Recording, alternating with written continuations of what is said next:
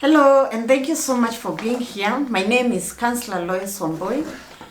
I'm a counseling psychologist and I'm also a life coach. I'm so happy to have you. So this series, we are calling it the ABCs of mental health because we want to look at mental health in an alphabetical order. So every letter of the alphabet will represent either a mental health issue, a personality disorder, or just a psychological term that falls under that alphabet. So today we start with letter A, and in letter A, I want us to look at ADHD, or what we call the attention deficit hyperactive disorder.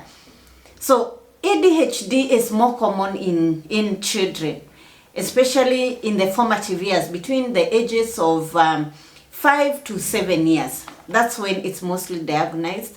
And ADHD can affect the life of a child negatively.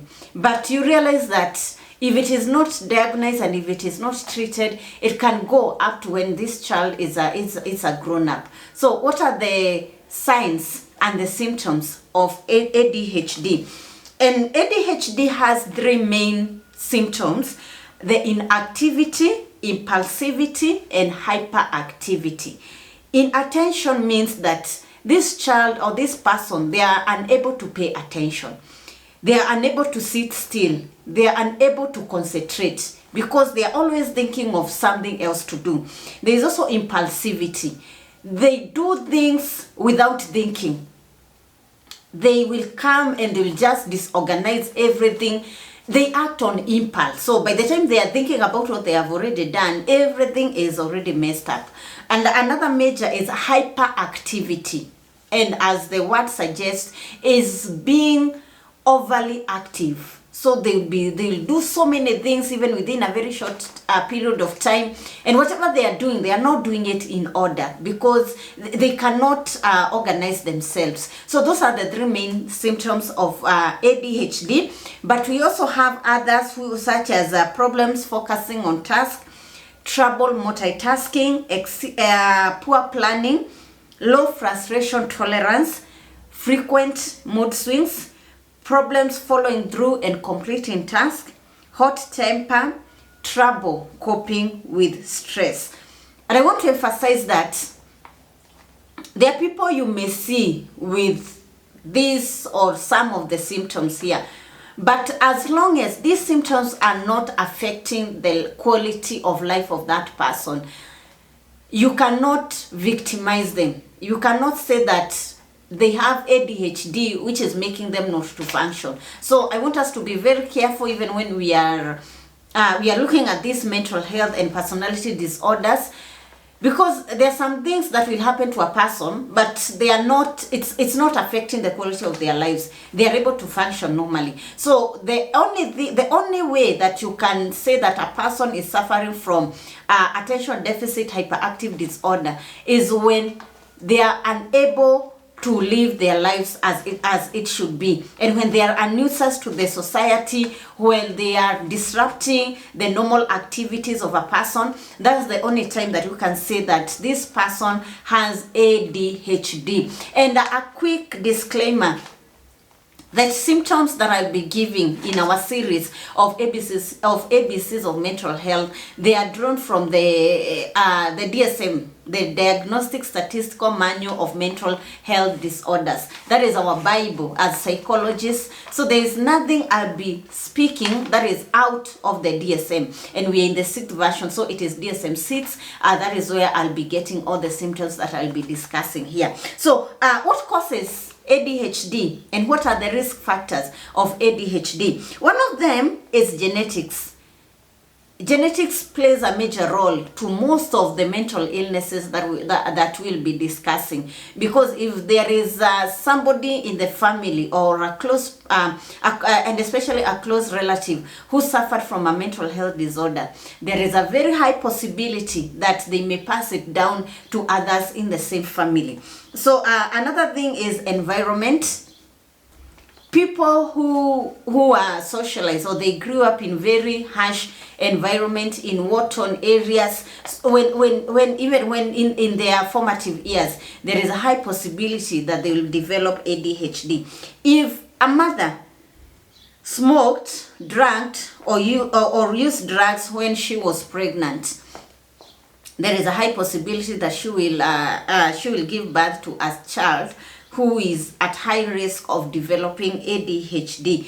Premature birth. Yes, those are some of the risk factors and causes of ADHD. How do we manage ADHD? A major way of managing ADHD has to do with diet. Because there are some foods you should avoid to give a person, a child suffering from ADHD, or even a grown-up who has ADHD. For example, food that is rich in processed sugars, processed foods. Because what they do, they excite the system. And remember, this person is already stimulated. So you don't want to stimulate their systems even further. So processed sugars, fizzling drinks, foods that has excessive sugars should be avoided. Also, even, sugar in the tea. If it is possible, they can just take their sugar when minus they can take their tea minus the sugar. There is also management using medications, and I say this is the last resort.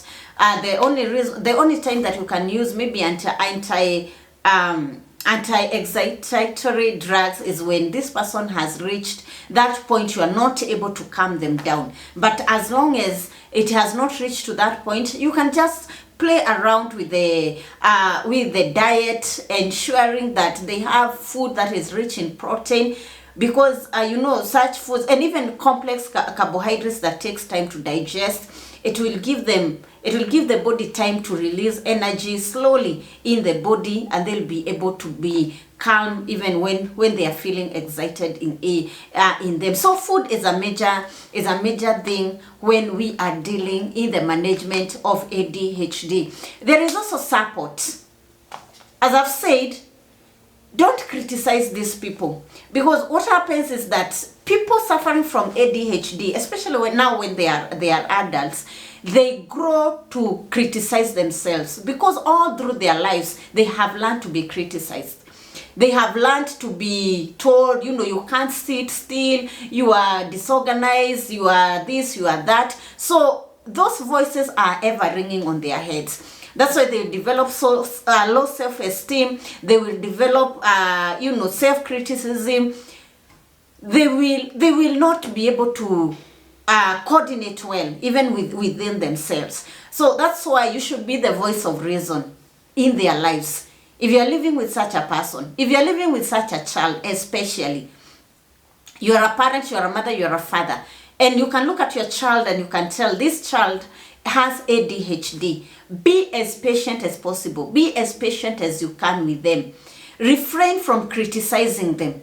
Refrain from speaking negatively, because this voice grow up with them, and even when they are all grown up, they learn, they internalize that criticism should be the way of life. Low self-esteem should be the way of life. So I urge all of us to be very sensitive, to love them, to understand them, and to know that when they are in that rampant, season of inactivity, of inattention, hyperactivity, and other symptoms that we have talked about, just be calm on them and allow them to take some time to cool down and to help them know that life can get back to normal. So thank you so much. See you on the next one.